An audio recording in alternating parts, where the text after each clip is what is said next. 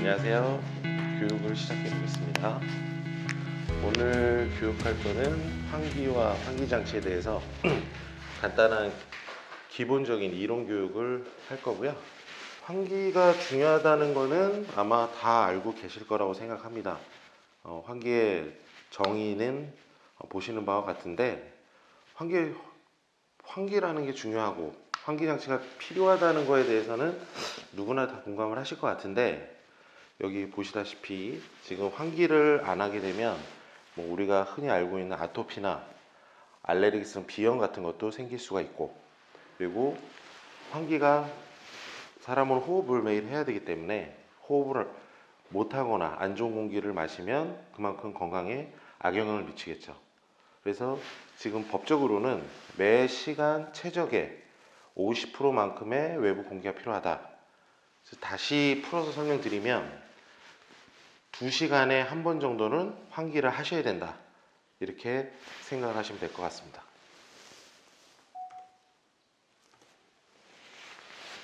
환기의 종류에 대해서 좀 말씀을 드리려고 하는데요. 지금 보시다시피 우리가 1종 환기라는 게 있고요. 그리고 2종, 3종 환기라는 게 크게 있다고 보시면 됩니다.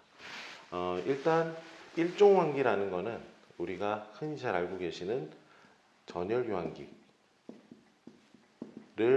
1종 환기라고 하고요. 즉 풀어서 좀 설명드리면 급기와 배기가 동시에 이루어지는 이런 형태의 환기를 1종이다 라고 얘기를 하고 있습니다.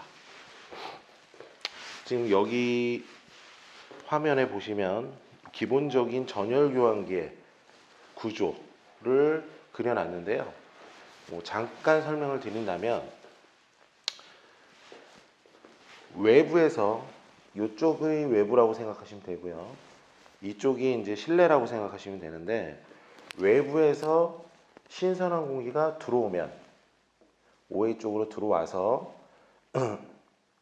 1차 필터, 프리 필터, 미디움 필터를 거쳐서 실내로 유입되는데, 그 사이에 전열 교환 소자라는 걸 거친다라고 보시면 되고요. 그리고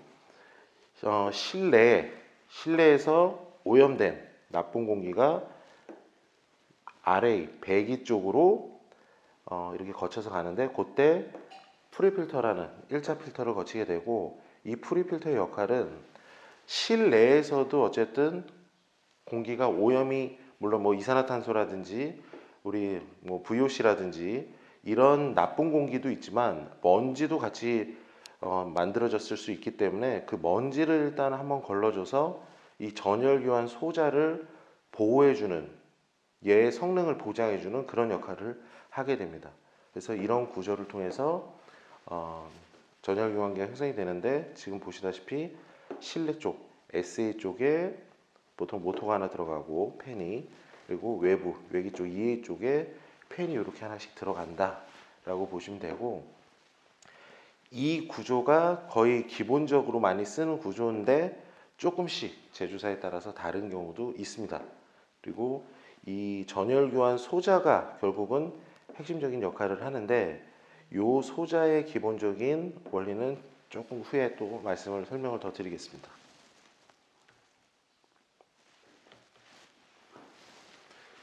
환기가 이제 2종 환기, 그 다음에 3종 환기라는 것들이 있는데요. 2종은 우리가 흔히 얘기해서 쉽게 말씀드려서 급기만 되는 형태의 환기를 2종 환기라고 합니다. 뭐 예를 들면 여기 보시다시피 뭐 급기 유닛, 송풍기 같은 그런 형태, 우리가 흔히 시로코 팬이라고 하는 그런 형태의 제품들 뭐 보실 수가 있고요. 그리고 3종 환기라고 하는 건 배기, 순수하게 빼내는 배기만 되는 걸 3종 환기라고 하는데, 아마 실생활에서는 3종 환기를 가장 많이 보실 수 있다라고 생각이 듭니다. 욕실에 쓰시는 환풍기, 그 다음에 우리 주방에 쓰는 렌즈 후드 같은 게 대표적인 3종 환기라고 보시면 될 것 같습니다. 그리고 여기 이제 4종이라고 하는 하이브리드라고 하는 게 잠깐 나오는데요. 이 개념은 뭐 일종처럼 급배기가 동시에 이루어지는 형태이나 뭐 예를 들어서 소자의 역할이나 형태가 뭐 좀 약하다든지 아니면 여기 이제 표현했듯이 하이브리드 좀 어떤 부분들을 결합시켜 놔서 만든 제품들이 이런 하이브리드 제품이다라고 보시면 되고 뭐 그리고 여기 사진에서 보시다시피 이런 창의 옆에 주변에 이렇게 있는 형태의 제품도 사실 전열 교환기는 맞지만 일종이라고도 할 수 있지만 하이브리드라는 표현도 쓰고 있습니다. 그러면 이제 일종 환기에 대해서 조금 더 자세히 한번 알아보면요. 우리가 흔히 얘기하는 전열 교환기를 일종이라고 하고 그거는 이제 급배기가 동시에 된다라고 말씀드렸는데 이 전열 교환기는 우리가 크게 풀어서는 환기 장치라고도 합니다. 환기 장치가 전열 교환기와 같은 용어는 아니지만 거의 비슷한 개념으로 쓰고 있다 이렇게 보시면 되는데 이 환기 장치도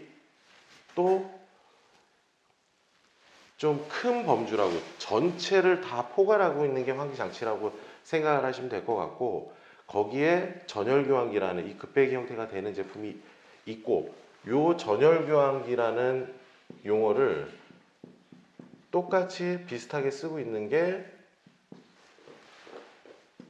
폐열 회수 장치 또는 뭐 열교환기라는 용어도 쓰고요. 그다음에 뭐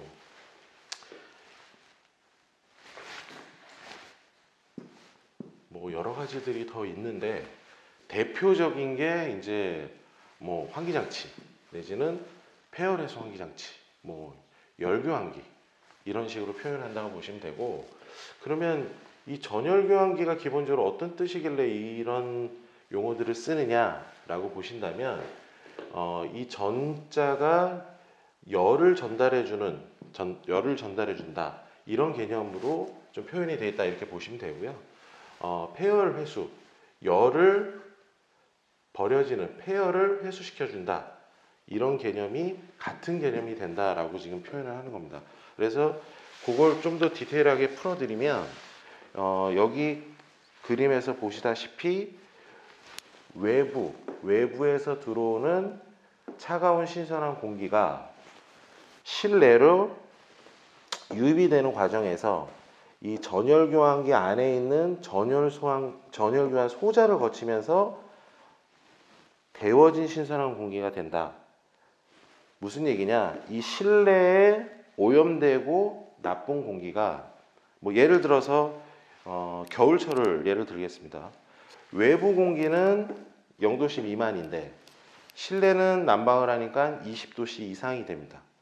그래서 이 실내 공기, 오염된 실내 공기가 외부로 배출되는 과정에서 그 열만 이 전열 교환 소자를 거치면서 이 신선한 공기 쪽에 전달을 시켜준다. 그래서 열이 전달된다 해서 전열 교환기 또는 버려지는 열을 이 소자에 의해서 회수시켜준다 라는 개념으로 폐열 회수 장치라는 용어를 보통 쓰고 있습니다.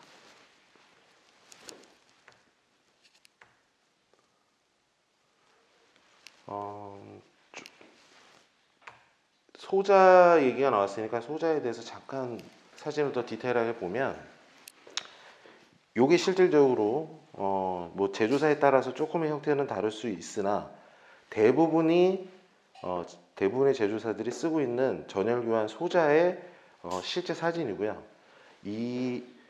요런 그림 사진상으로는 이렇게까지 잘 안 보이시지만 실제로 얘를 확대하거나 좀 세부적으로 보면 거의 이렇게 빨대를 겹쳐 놓은 것 같은 그런 형태로 층층이 만들어서 공기는 한쪽 방향으로 계속 나갈 수 있게 만들어 놓고 열만 이렇게 전달이 되게끔 열을 회수할 수 있는 구조로 갖고 있는 게 전열교환 소자다, 이렇게 생각을 하시면 될 것 같습니다. 환기장치 계속 말씀을 드리고 있는데, 저희가 지금 설명을 드리고 보고 계셨던 제품이 기본적으로 이 판형이라는 제품입니다.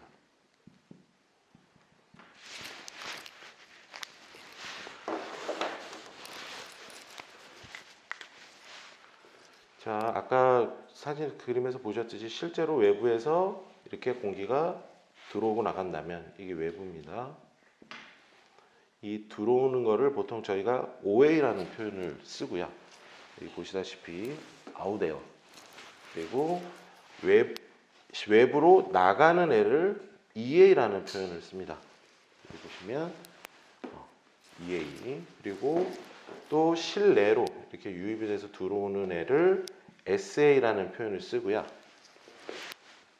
그리고 실내에서 외부로 나가는 애를 RA라는 표현을 씁니다. 근데 제가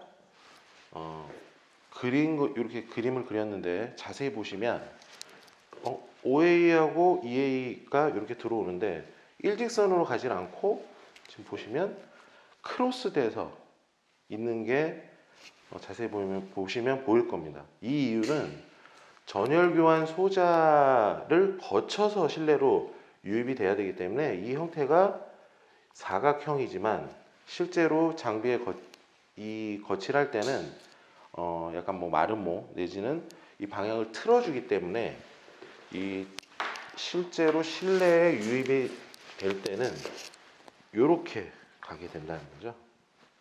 그러다 보니까 외부의 급배기 위치와 실내의 급배기 위치가 다르다라는 것을 좀 참고해 주시면 좋을 것 같습니다.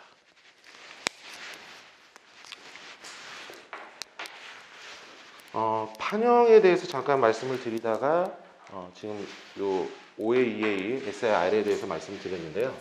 우리가 현재 대부분의 제조사들이 만들고 있는 형태는 판형이라고 생각을 하시면 되고, 쉽게 생각하시면 이 판처럼 좀 납작하고 평평한 형태를 띠고 있어서 판형이라고 하는데요. 대표적으로 이 판형하고 많이 비교가 되고 갈리는 형태가 이제 로타리형이라는 게 있습니다. 이걸 로타리형을 환형이라고도 하고요. 그럼 뭐가 다르냐? 판형은 보시다시피 어떤 별도의 움직임이 있는 건 아닙니다. 근데 이 로타리 형태, 환형 같은 경우에는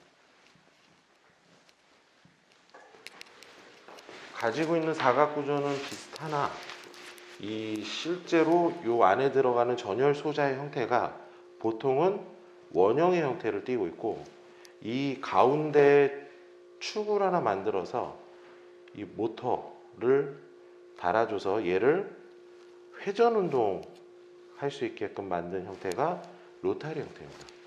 그럼 왜 회전 형태로 만들어서 이 펜을 하나 더 달아서 회전을 시키느냐? 이렇게 형성을 시키면 우리가 흔히 얘기하는 운동의 에너지가 만들어져서 이 소자가 갖고 있는, 우리가 계속 얘기하는 전열교환 소자가 갖고 있는 이 교환율이 올라가게 됩니다. 우리가 전열교환 효율이라고 하는데 이게 올라가게 됩니다. 그래서 운동 에너지를 만들어줘서 한 번 더 이쪽에서 이 전열교환 효율을 올려주는 개념이다, 이렇게 생각하시면 되고요. 그러면 당연히 판형보다는 로타리 형태가 좋은 거 아니냐라고 생각하실 수 있는데 각기의 장단점들이 있습니다. 그거는 뒷장에서 설명을 드리겠습니다.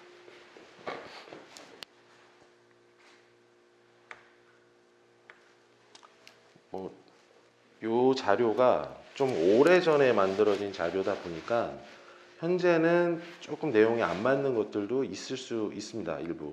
그러나 일단은 대표적으로 비교해서 만들어 놓은 표기 때문에 요 표를 가지고 일단 설명을 좀 드려보겠습니다.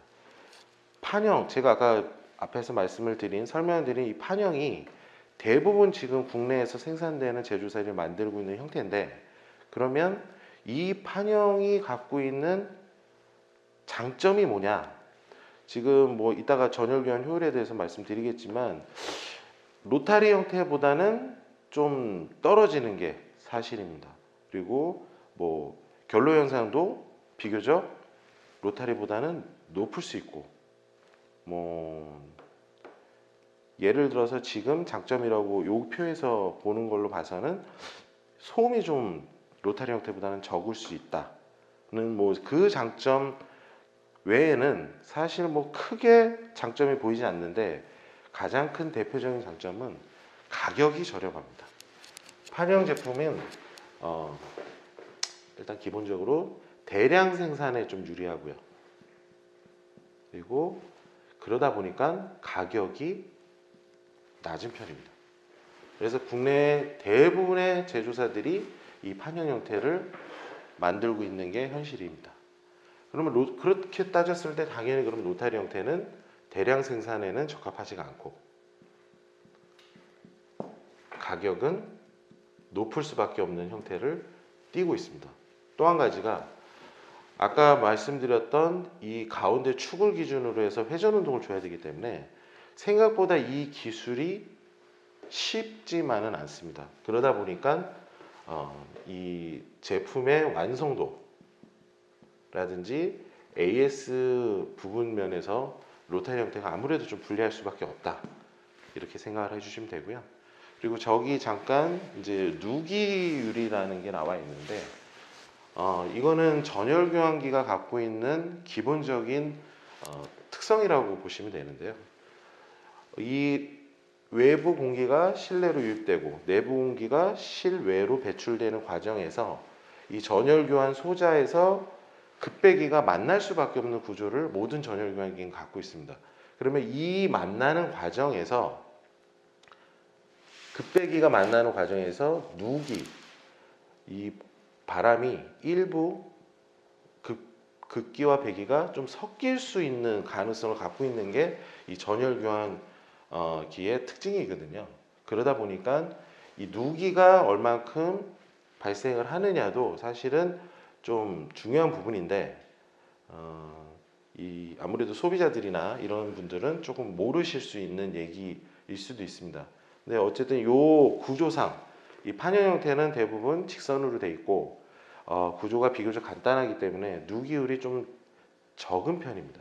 근데 상대적으로 이 로타리 형태의 제품들은 어쨌든 이 원형 운동을 해줘야 되기 때문에 이 사이의 틈들이 조금씩이라도 더 있을 수밖에 없습니다. 그래서 상대적으로 이 로타리 제품들이 누기율이 좀 높다, 이렇게 생각을 해주시면 될 것 같습니다. 어쨌든 장단점이 분명히 명확하게 있지만 선택은 뭐 지금 예를 들자면 국내에 뭐 경동에서 나오는 제품, 뭐 LG에서 나오는 제품, 뭐 하츠나 힌펠에서 나오는 제품 모두가 다 이 판형 형태를 대부분 쓰고 있는데, 그 이유는 이제 대량 생산이라든지 가격이라든지 이런 것 때문에 많이 이쪽을 쓰고 있다. 근데 이 효율이라든지 뭐 여러 가지 또 장점을 갖고 있는 로타리 형태는 비교적 대량 생산 내지는 가격, 완성도, 기술력 부분에서 좀 불편한 부분들이 있어서 많이 생산은 되고 있지 않으나 그래도 뭐 단독주택이던 이런 데서는 그래도 많이 쓰고 있는 그런 제품 중에 하나다. 그러면 외산 제품은, 수입 제품은 어떤 형태를 갖고 있느냐 보면 꼭 그런 건 아니지만 독일, 뭐 유럽에서 수입되는 대부분의 제품들은 사실 판형 제품이 대부분입니다. 그래서 이런 내용들이 지금 나와 있지만 유럽도 독일도 판형 형태를 많이 생산을 한다. 물론 지금 뭐 패시브 건축협회에서 취급하고 있는 제품은 수입 제품, 독일 제품이지만 로타리 형태의 제품을 하고 있습니다. 근데 수입 제품 중에는 뭐 미국이나 일본 제품들이 비교적 로타리 제품이 좀 많은 편이다. 이렇게 보시면 되는데, 그럼 여기서 한 가지 의문점이 생기실지 모르겠는데, 지금 수입되는 판형 제품인데 왜 얘는 이 전열 교환 효율이 왜 높을까? 국내 제품에 비해서. 여기에는 사실 이런 비밀이 있습니다. 그 외산 제품들은, 특히 독일 제품들은 이 전열 교환 소자의 재질이 보통 세라믹이나 뭐 구리를 쓰는 경우도 있고요. 뭐 이런 좀 특수한 물질들을 많이 쓰는데, 국내는 대부분 펄프 내지는 부직포를 많이 씁니다.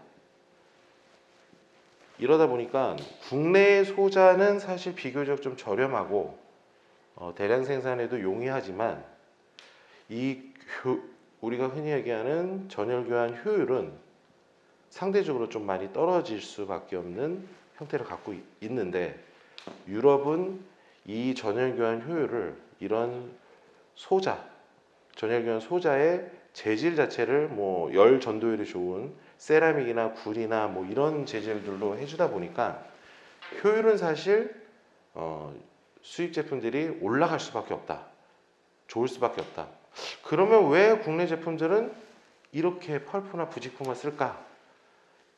물론 이제 비용적인 측면이 크겠지만, 두 번째로 국내는 유럽이나 독일에 비해서 이 습에 대한 민감도 내지는 습이 굉장히 많은 편입니다.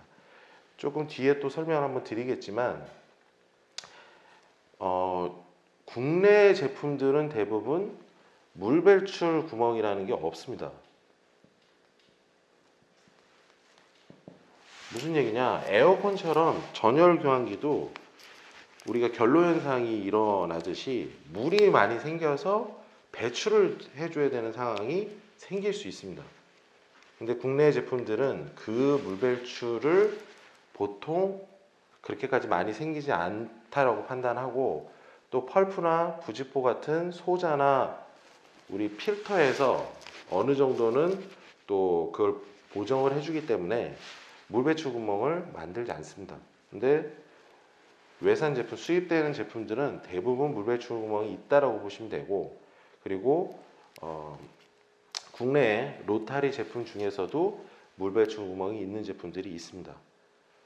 그러면 물 배출 구멍을, 이게 소자를 우리나라도 뭐 더 좋은 세라믹이나 구리처럼 열 전도율이 높은 소자로 바꿔주고 물 배출 구멍도 만들어줘야 되는 게 아니냐, 이렇게 생각하실 수 있는데, 근데 실질적으로 저희가 현업에서 오랫동안 일을 하다 보면 국내 실정에는, 국내 기후라든지 환경에는 이 펄프나 부직포를 써서 오히려 쓰는 게 뭐 가격 비용 면에서도 그렇지만 유지 보수, 그리고 이 습이 어느 정도 습에 대응하는 부분에 있어서 좀 더 유리하지 않나, 이렇게 생각을 하고 있습니다.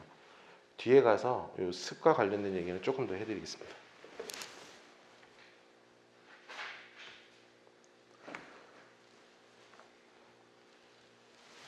여기 보시면 이제 습에 대한 얘기가 좀 나오는데요. 어쨌든 가장 중요한 건 이 습이, 상대 습도가 어떻게 되느냐, 그리고 그로 인해서 결로 현상이라든지 이런 것들이 어떠냐 일 텐데, 사실 결로라는 거는 안 생길 수는 없다. 근데 그걸 좀 줄이거나 좀 보정을 해줄 수는 있다, 이렇게 보시면 될 것 같고, 여기 지금 나오지만 우리가 흔히 전열 교환기라고 하는 거는 온도와 습도를 다 교환해 주는 걸 전열 교환이라고 합니다. 그러면 당연히 우리나라 실정에는 이 온도 습도를 교환해 주는 게 어느 정도 맞다라고 본다면, 이 밑에 보시면 현열 교환이라는 표현이 나옵니다. 근데 얘는 온도만 뭐 잠열해서 전열이다 이렇게 표현이 되어 있는데요. 어쨌든 현열이라는 용어가 나와서 말씀을 드리면 수입되는 제품들, 유럽에서 쓰고 있는 제품들의 대부분이 현열 교환기입니다.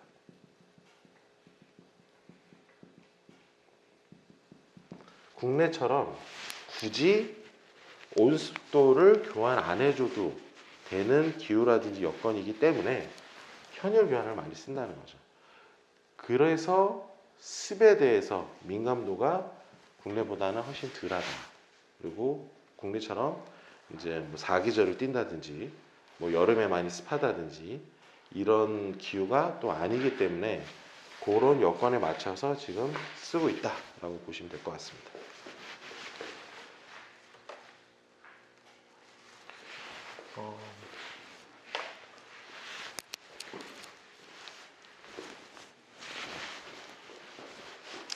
환기량 그러면 대략적으로 전열 교환기에 대해서 이제 어느 정도 기본적인 내용들을 아셨다면 실질적으로 환기 장치를 전열 교환기를 어떻게 적용할 거냐라는 거에 대해서 조금 구체적으로 알아본다면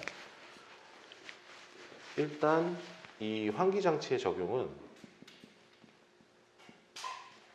사람의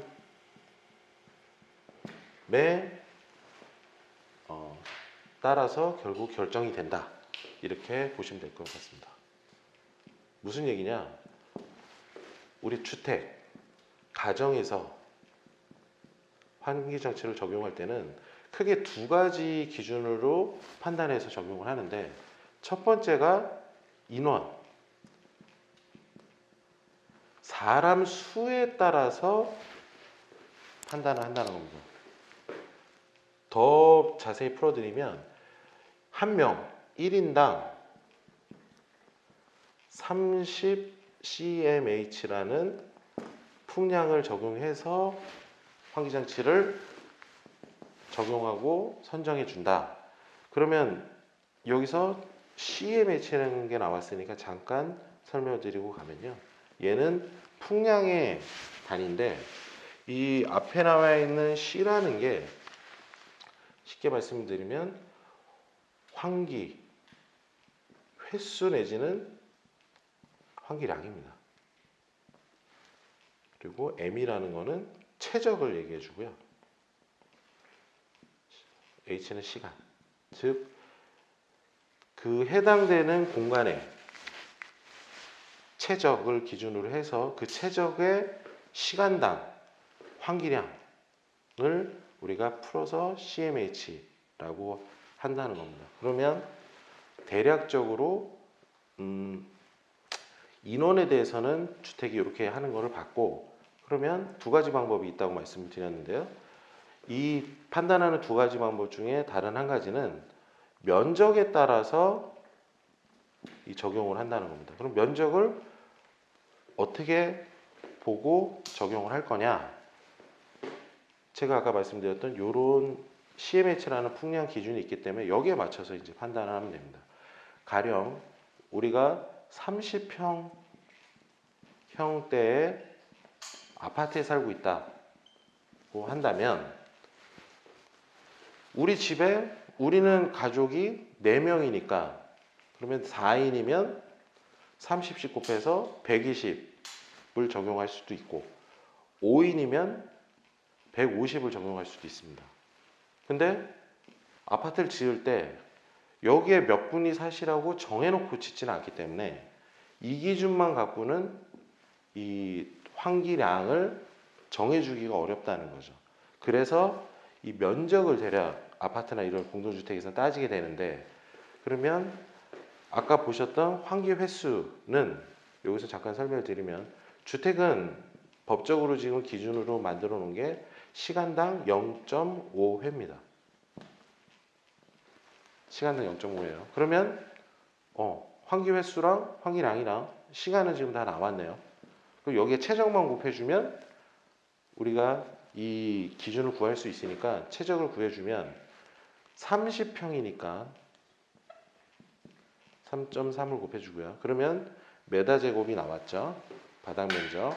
거기에 일반적인 주택, 아파트들의 층고 높이는 2.4m 정도인 경우가 많습니다. 그래서 이거를 대략 곱해 주시면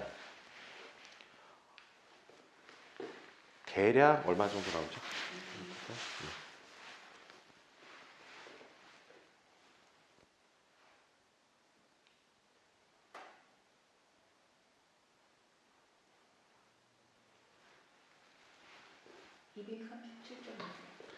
237. 대략 이 정도가 나온다. 그러면 아까 제가 뭐라 그랬죠? 주택은 법적으로 시간당 0.5회. 그래서 계산을 해보면 0.5 곱하기 230, 뭐 7점 몇이니까 8이라고 하고요. 곱하기 시간, 1시간이었죠? 그럼 1시간 하면 얼마 나오고? 대략 네, 119 정도 나오죠? 그래서 119 CMH의 풍량이 필요하다. 이런 계산이 나오고, 그래서 우리가 30평대 아파트는 대부분 건설사에서 150 CMH라는 환기량을 갖고 있는 환기 장치를 적용을 시키는 겁니다. 얘보다 크면 되니까요. 그래서 우리가 30평대 아파트는 대략 어떤 전열 교환기 얼마만큼의 풍량짜리가 들어가 있을 거라고 예측할 수 있는 게 이런 이유라고 보시면 됩니다. 그래서 여기 보시면 그와 관련된 얘기들을 이제 인원에 따라서 또 이렇게 표현을 했고, 그 다음에 면적, 최적을 기준으로 해서 또 이렇게 표현해서 써놨습니다. 그래서 그런 거 참고하시면 되고, 뭐 요 밑에 있는 표는 뭐 크게 중요한 부분은 아니어서 참고만 하시면 될 것 같습니다. 뭐 풍량이 이런 환기 장치의 전열 교환 효율이 대략 이 정도는 돼야 된다라는 뭐 그런 게 있고요. 아까 여기는 누설율이라고 표현했는데 누유라고 비슷한 개념이다라고 생각하시면 될 것 같습니다. 자, 그러면 이제 환기 양까지 구하는 것까지는 했습니다. 근데 잠깐 첨언해서 말씀을 드리면, 제가 여기 분명히 썼지만 이 기준은 주택 기준이라고 말씀을 드렸죠. 그러면 저렇게 표현했다는 이유는 상업 공간에 대한 기준이 다르니까 제가 그렇게 표현을 했겠죠. 주거 공간하고 상업 공간은 기준이 좀 다릅니다. 그러니까 인원에 대한 기준도 좀 다르고요. 그다음에 면적의 최적에 대한 개념도 좀 다릅니다.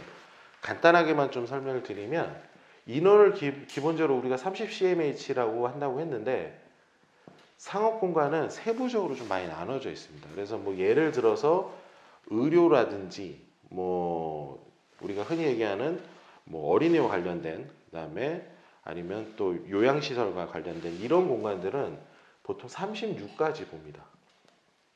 1인당.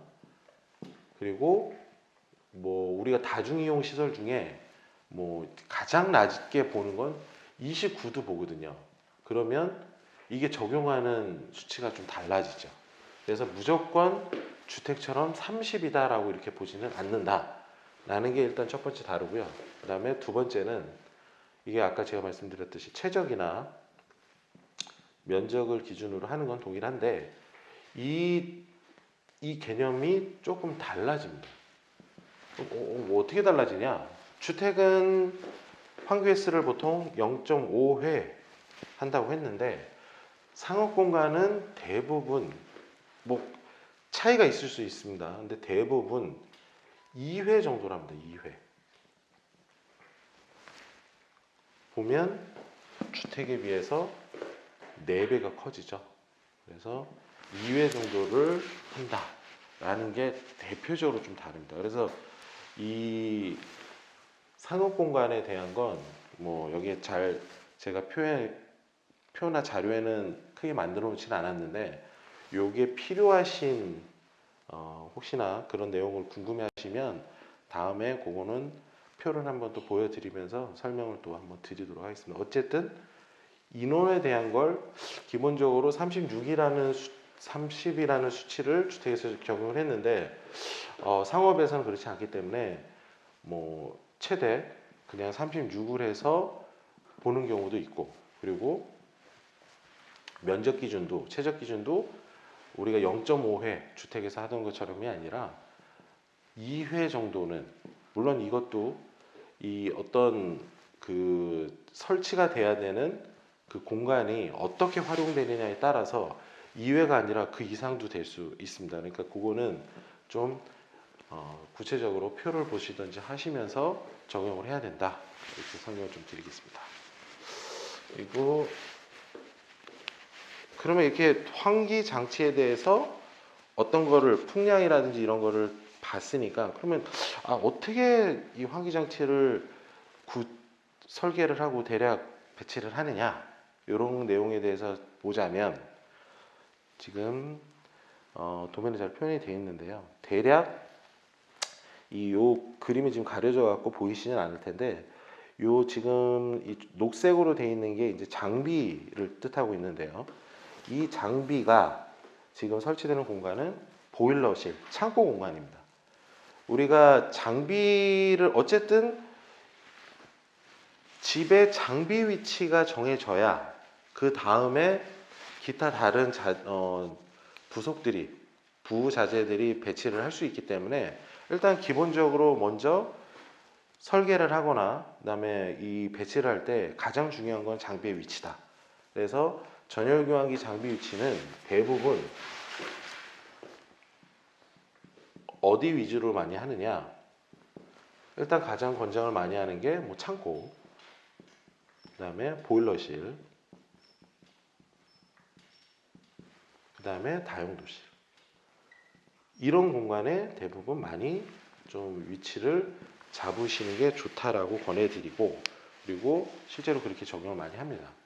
근데 주택, 특히 이제 아파트에는 이 실외기실이라는 데가 있기 때문에 크게 상관이 없을 수 있는데, 주택 같은 경우에는 이 실외기실이라는 게 사실 잘 없거든요. 근데 보일러실, 창고, 다용도실이 다 좀 빡빡한 공간들이, 그런 집들이 꽤 있습니다. 그러니까 우리가 장비가 보통 높이가 이제 또 중요한데, 이 가정에서 쓰여지는 장비의 높이도 보통 한 300mm 이상 정도가 됩니다. 이러다 보니까, 그리고 뭐 가로 세로는 대략 뭐 가정에 쓰는 게 한 150에서 300cmH 정도의 제품들을 많이 쓰는데, 뭐 제조사에 따라 좀 다르지만 뭐 700에 한 700 정도, 뭐 아니면 뭐 600에 600 정도, 이거보다 작거나 클 수 있지만 이 정도 공간들이 필요하거든요. 근데 전열 교환기가 설치되기 위해서는 단순히 이 공간만 필요하냐? 그렇지 않습니다. 장비가 있고 외부에서 급배기가 이렇게 되는 과정에서 요 보온 레시블 같은 것들이 설치가 돼야 되고, 또 이쪽에는 분배기 같은 것들도 이렇게 설치가 돼야 되거든요. 이러다 보니까 공간을 생각보다 많이 잡아먹습니다. 그래서 이 보온 레시블 장비, 분배기까지 설치하려고 그러면 적어도 이 공간이 우리가 흔히 얘기하는 36짜리 합판 한 장이나, 이 메다입니다. 48짜리 합판 한 장, 이런 공간이 천정이 필요하고, 그 공간들은 높이가 한 300mm 정도 이상이 내려와야 되는 이런 상황이기 때문에, 단독주택이나 이런 데서 사실 장비 위치가 못 들어가서 애를 먹는 경우들이 많이 있습니다. 그래서 그런 경우에는 부득이하게 어쩔 수 없이 좀 층고를 다운을 시킬 수 있는 그런 공간을 찾아서 하시면 좋다. 뭐 더 예를 들면 뭐 다락 공간이 될 수도 있겠고요. 그리고 이것도 정 안 나온다, 그러면 현관 쪽이나 이런 전실 쪽에 좀 공간이 있어서 이런 쪽으로 놓을 수도 있겠고, 화장실에도 사실 놓는 경우들이 꽤 있습니다.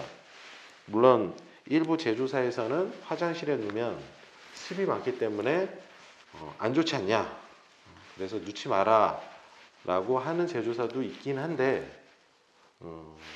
뭐 정 안 나오면 화장실도 한번 고려해 볼 만한 공간이 아니겠냐. 그리고 화장실에 설치를 하면 또 습에 대한 부분이 좀 우려는 되는 반면에 저희가 장비가 설치가 되면 필터를 주기적으로 교환을 해줘야 되기 때문에 이 점검구라는 걸 꼭 설치를 해줘야 됩니다. 보통 적게는 800에 800짜리 밀입니다. 그리고 큰 장비가 들어가면 1000에 1000짜리 이런 점검구를 만들어 줘야 되는데 이 점검구 사이즈가 상당히 큰 거거든요. 그런데 화장실에 설치가 되면 보통 돔 천장을 하기 때문에 이런 점검구가 필요가 없어지는 또 그런 부분도 생깁니다. 그래서 장비 위치는 생각보다 여러 여건들을 고려하셔서 일단 선정을 하셔야 되고, 이게 선정이 되지 않으면 나머지 뭐 분배기라든지 이런 것들이 위치를 잡기가 어렵기 때문에 일단은 가장 먼저 좀 선정이 돼야 된다, 이렇게 보시면 될 것 같고요. 그러면 장비가 어쨌든 이 도면에서는 지금 이렇게 주택 중에 이 흔히 얘기하는 보일러실, 창고 공간에 이렇게 설치가 되면 그 다음에는 제가 아까 설명드렸던 분배기 같은 여기는 이 집은 지금 분배기에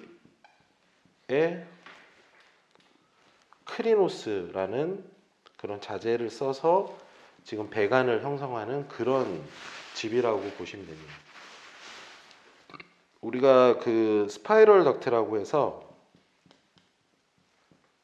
스파이럴 덕트라는 자재를 써서 이 배관을 할 수도 있고요. 그리고 아파트에서 많이 쓰는 플랫 덕트라는 사각 덕트라고도 하는데요. 이런 형태의 제품을 써서 배관을 할 수도 있습니다. 물론 각기 장단점들이 다 있는데 요즘 최근에 주택에서는 분배기와 크리노스 형태를 일단은 가장 많이 권장을 해드리고 있는 편입니다. 아파트에서 많이 쓴다는 플랫 덕트는 그럼 왜, 물론 얘도 쓰셔도 되는데 얘가 갖고 있는 장점이 있는 반면에 얘도 또 단점이 있습니다. 그리고 스파이럴 덕트는 특히나 요즘은 대부분 상업 공간 위주로 쓰고요. 주택에서는 별로 권장해 드리거나 쓰지 않습니다. 이 플랫 덕트는 이렇게 장비에서 보온홀이 연결되고 그 다음에 이제 배관들이 이렇게 쭉 가는데, 어차피 이 메인 배관을 끝까지 쭉 가는 형태인데 이 가지 배관들이 나오는 거거든요. 그리고 이 디퓨저로 마감을 하는 거고, 그랬을 때 장비와 이 배관이 좀 가까운 쪽의 풍량과 장비와 가장 이제 먼 쪽의 풍량이 사실은 일정하게 맞춰주기가 쉽지가 않다. 물론 이걸 이제 맞추는 걸 우리가 TAB 잡는다라고는 하는데, 그러니까 공기가 원활히 적정하게 잘 나오는지를 이제 맞춰주는 걸 TAB라고 하거든요. 이 시공이, 그러니까 현장에서 공사가 거의 다 마무리했을 때 디퓨저에서 나오는 이 풍량이라든지 이런 것들이 원활한가를 확인하는 게 TAB라고 보시면 되는데, 이 TAB가 지금 장비와 가까운 데와 먼 데가 일정하게 맞춰주기가 요런 이 플랫 덕트나 스파이럴 덕트는 일정하게 맞춰주는데 조금 사실은 굉장히 좀 어려운 부분이 있습니다. 당연히 뭐 그걸 잡는 것도 뭐 기술이고 시공에 한 방법이겠지만 아무래도 장비와 가까운 쪽이 더 풍량상으로 더 강한 바람을 받을 수 있기 때문에 당연히 조금 밸런스를 맞추는데 어려운 부분도 있고, 이 장비 가까이 있는 쪽이 풍량이 더 셀 수밖에 없는 구조를 갖고 있는데, 이 분배기라는 애는 이게 보통 이제 125파이나 150파이 이 주거용 제품들이 대부분 다 요 150이나 125파이로 생산이 되기 때문에 이 분배기 와서 이제 이 가지 배관들로 쭉 이렇게 갈 수 있는 형태가 분백인데 보통 여기는 크리노스 65파이짜리를 씁니다. 그러면 얘는 이 크리노스를 내가 원하는 곳까지 쭉쭉쭉쭉 이렇게 끌고 간다라고 보시면 되거든요.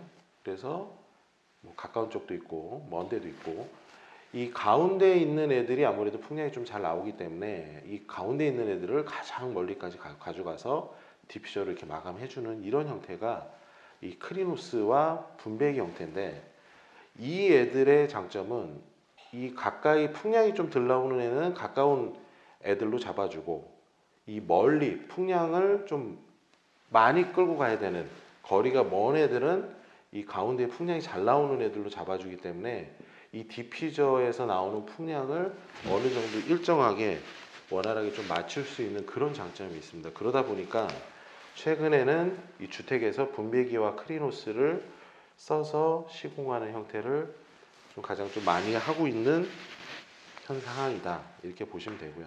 물론 자재비적인 측면에서만 봤을 때는 이 플랫덕트가 메인 배관 하나로 거의 끝까지 가기 때문에 이 매다수도 짧아지고, 그러다 보니까 자재비 부분에서 조금 유리한 부분이 생길 수 있을지 모르나, 분배기하고 크리노스는 이 각기 크리노스가 개별로 다 끝까지 가기 때문에 크리노스가 들어가는 이 자재의 소모량은 더 올라가기 때문에 자재비가 더 나올 수는 있으나, 실질적으로 이제 현장에서 작업을 해보시면 이 크리노스 형태가 작업하기가 훨씬 이 분배기보다, 아니 이 플랫덕트보다 좀 수월하다. 왜 그러냐면 이 플랫덕트는 다 이 사각덕트 배관으로 되어 있기 때문에 다 커팅을 하고 자르고 이래야 돼서 좀 그런 부분이 좀 애로 있는 부분이 있다, 이렇게 좀 생각을 해주시면 될 것 같습니다. 이 얘기가 설명드리다 보니까 조금 번외적인 얘기를 많이 드렸는데, 어쨌든 장비 위치가 이 결정이 되면 그 다음에 이제 이 그런 분배기를 위치시켜서 그 분배기에서 각기 크리노스들 65짜리 크리노스들이 이제 내가 원하는 곳으로 다 보내는 이런 형태가 되어 있고, 지금 여기서 이제 또 참고적으로 하나 보셔야 될 거는 방을 기준으로 보셨을 때 이 파란색이 급기, 빨간색이 백인데, 요 급기는 방의 가장 좀 코너 쪽, 가장 먼 곳에 보통 위치를 시키고, 이 배기는 방 출입문에 가까운 쪽에 위치를 시키는 게 일반적입니다. 그래서 급기와 배기는 최대한 좀 멀리 떨어질 수 있게, 물론 가구 배치라든지 이런 거에 따라서 이 급기가 좀 움직일 수 있는 거는 뭐 당연한 거고요. 근데 그게 그런 뭐 가구라든지 이런 거에 크게 간섭이 없다 그러면 가장 좀 대각으로 멀리 해주는 게 일반적이고, 그리고 여기서 한 가지 참고해서 더 말씀을 드려야 될 건, 이 급기라는 애는 우리가 흔히 얘기하는 이 SA라는 이 그 디퓨저, 여기 보시면 이런 것들이 다 SA인데, 요 SA가 위치하는 그 위치의 특징을 보시면 방이나 거실의 가장 좀 코너 쪽 구석에 있다고 보시면 되고, 이 위치는 결국 사람이 생활하거나 머무르는 곳이다, 이렇게 보시면 될 것 같습니다. 그러니까 방에서 내가 뭐 침대를 놓고 주무시던, 이불을 놓고 주무시던, 내가 자거나 뭐 앉아서 있거나, 거실도 마찬가지죠. 거실도 뭐 소파가 있어서 이런 공간에 보통 급기가 들어가고, 이 도면에서는 보시다시피 이 거실이 요 X자로 오픈이 여기에 되어 있는 공간이어서 오픈되어 있는 공간에 디퓨저가 들어갈 수가 없기 때문에 지금 디퓨저 위치를 이렇게 요 위까지 올렸는데요. 어쨌든 사람이 앉거나 눕거나 뭐 그런 공간들에 급기가 들어간다, 이렇게 생각하시면 되고요. 그럼 배기 위치를 보시면, 배기는 이렇게 뭐 방에 지금 출입문 쪽, 그리고 드레스룸, 그리고 여기 이제 다용도실, 그다음에 주방 근처, 그다음에 계단 올라가는 뭐 그쪽에 이제 배기를 잡아드렸고, 그렇게 잡은 이유는 이 아래에는 아래를 잡는 데는 보통 뭐 방에 이제 방문이 있는데 또는 뭐 주방과 가까운 곳, 그다음에 다용도실,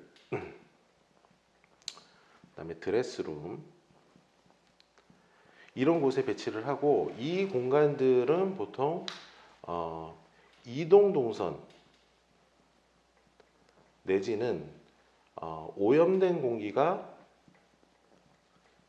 생길 만한 곳 이런 곳에 이제 설치를 한다 이렇게 생각하시면 됩니다. 그래서 보시다시피 방 출입문 쪽 그리고 드레스룸도 이제 공기 순환이 잘 안 되거나 옷이라든지 이런 것들이 있기 때문에 그래서 이런 좀 오염된 공기가 생길 만한 곳 이런 데 이제 배치를 보통 하고 그리고 다용도실도 공기가 순환이 잘 안 되거나 오염된 공기가 생길 수 있는 곳에 이렇게 배치를 하고요. 그런데 주방은 이 주방 인덕션 내지는 가스 렌지 근처에다가는 잘 잡질 않습니다. 왜냐하면 이 근처에는 후드가 들어가기 때문에 후드에 또 영향을 받을 수가 있어서 디퓨저를 조금 떨어뜨려 주시는 게 일반적이다 이렇게라고 보시면 되고 물론 이 애를 더 빼는 경우도 있습니다. 그거는 내가 원하는 곳 내지는 뭐 여러 가지 뭐 생활의 패턴이라든지 이런 것도 고려를 해서 좀 위치는 어느 정도 적절히 조절이 가능하다 이렇게 보시면 되고 이 지금 이렇게 잡았을 때 지금 급기가 보시면 하나, 둘, 셋, 넷, 다섯 개 배기가 하나, 둘, 셋, 넷, 다섯, 여섯 개를 잡아드렸는데 우리가 분배기는 보통 지금 많이 유통되고 있는 것들이 6구에서 7구 정도 쓸 수 있는 것들을 많이 쓰고 있습니다. 그러다 보니까 지금 다섯 개면 당연히 하나가 남는데 그렇다고 해서 꼭 다 쓰실 필요는 없습니다. 분배기가 6구라고 해서 6구를 다 써야 되고 7구라고 해서 7구 다 써야 되느냐? 그렇진 않다는 거죠. 우리가 어차피 장비가 갖고 있는 풍량이 가정에서 주로 많이 쓰는 150 CMH나 뭐 300 CMH를 많이 쓰니까요. 이렇게 쓰는 제품들이 150을 결국은 5구를 빼면 한 구당 30 CMH 정도가 나오는 개념이고 6구를 빼면 뭐 20, 한 5 정도 되나요? 뭐 이런 식으로 얘를 나눠서 쓰는 개념이기 때문에 꼭 디퓨저가 많다고 해서 유리할 거는 없습니다.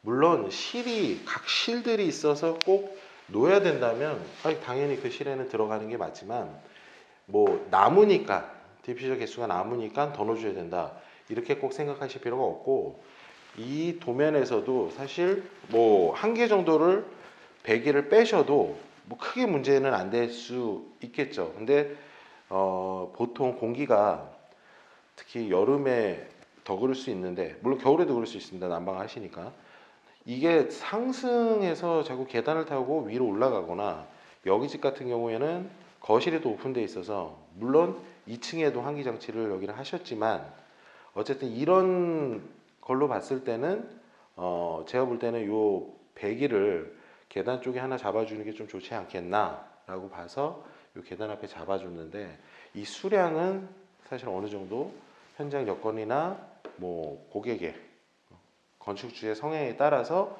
조금 수정이 다 가능한 거다 이렇게 보시면 되고 그러면 얘는 5개인데 왜 얘는 6개 하면 그럼 밸런스가 안 맞는 거 아니냐 근데 그것도 아까 여기서 설명을 드렸듯이 장비가 기본적으로 150짜리를 쓰면 어차피 장비 용량은 급기도 150 그다음에 배기도 150 CMH가 나오기 때문에 전체적으로 큰 밸런스가 무너지지 않는다는 거죠.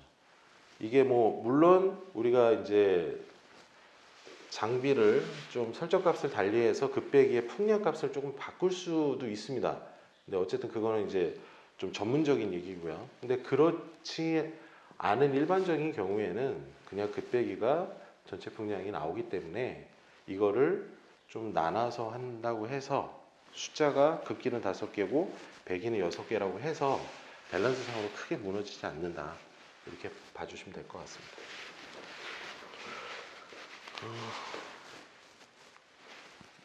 다음에 도면이 하나 더 있는데 요거는 참고적으로 좀 보여드리려고 지금 그냥 놔둔 건데요. 앞에 도면도 주택이었고 이 뒤에 도면도 주택입니다. 근데 이 뒤에 도면은 우리 흔히 얘기하는 저기 패시브 주택이라는 그쪽에서 어느 정도 설계를 한 그 내용을 반영한 이런 도면이라고 보시면 되고요. 왜 그러면은 뭐가 다르냐 앞에랑 지금 대표적으로 보시면 여기 죄송합니다. 여기 색깔이 지금 여기 앞에는 이게 파란색, 빨간색이었는데 여기는 지금 색깔이 바뀌어 있어서 조금 헷갈리실 수 있는데 어쨌든 요 급기가 방에 급기는 들어가 있는데 방에 보시면 배기가 없죠. 그래서 이 패시브에서는 앞에 도면에서 보셨을 때는 이 실만 이렇게 놓고 따지는 개념이 조금 강합니다. 그러니까 실에서 극기가 되고 실에서 배기가 돼서 이 실의 환기가 돼야 된다. 이런 개념이 좀 강한 반면에 일반적으로는 그러니까 이런 패시브에서 얘기하는 걸로는 급기가 나와서 이 방 밑에 요즘 문턱들이 거의 없기 때문에 이 문턱 밑으로 나와서 뭐 예를 들면 이 욕실 쪽으로 내지는 주방까지도 이렇게 흘러서 공기가 흘러나간다. 즉 다시 정리해서 말씀드리면 집 전체 환기를 좀 위주로 보는 게 패시브에서 얘기하는 거다. 그리고 대표적으로 또 다른 건 아까 화장실에 저희는 잡지 않았었는데 지금 패시브에서는 욕실에도 배기를 하나 잡아주라고 하는 게 일반적인 패시브에서 설계할 때 방법이다라는 거죠. 그래서 대표적으로 집 전체를 보느냐 아니면 좀 실개념 위주로 보느냐 요게 좀 패시브랑 일반적인 설계랑 많이 다른 부분이다. 이렇게 생각하시면 될 것 같습니다. 참고적으로 이제 앞에서 대부분 이제 환기 관련된 부분은 말씀을 드린 것 같고요. 지금 이제 우리가 가장 환기 장치를 써야 되는 가장 큰 이유 중에 하나가 이제 이산화탄소. 우리가 뭐 VOC도 있고 뭐 다른 유해화물 여러 가지 안 좋은 요인들 때문에 환기를 해야 되지만 그 중에서도 이 이산화탄소가 아무래도 사람한테는 가장 밀접한 영향을 주기 때문에 이 이산화탄소의 수치에 따라서 사람이 느끼는 그런 안 좋은 거를 대략적으로 정리해 놓은 표고요. 그래서 어쨌든 이산화탄소 수치가 될 수 있으면 한 1000 정도 수준이 유지될 수 있는 환경에서 생활하시는 게 좋다. 그러면 환기장치를 어쨌든 꾸준하게 적극적으로 쓰신다면 당연히 1000 밑으로 보통은 한 600, 700 이런 수준으로 환기장치를 쓰시면 많이 떨어지기 때문에 600 이하로 700 이하로 떨어지시기 때문에 환기장치를 써주시는 게 좋다 이렇게 보시면 됩니다. 참고로 밤에 2인, 3인이 같이 한 방을 쓰시면 환기를 안 하시면 나중에 이제 보시면 2000, 3000까지도 3000 이상도 이렇게 올라가는 게 실제 여러 실험이나 뭐 유튜브 동영상 같은 데도 많이 나와 있으니까 참고적으로 아시면 될 것 같습니다. 요거는 참고 중인 표니까 그냥 참고적으로만 보시면 될 것 같고요. 패시브에는 단열, 기밀, 창호, 열교환기, 전열교환기, 그다음에 열교 없는 디테일 요런 게 패시브의 5대 요소다라는 게 있는데 참고적으로 보시면 될 것 같습니다. 그러면 이상으로 교육은 마치겠습니다. 감사합니다. 네.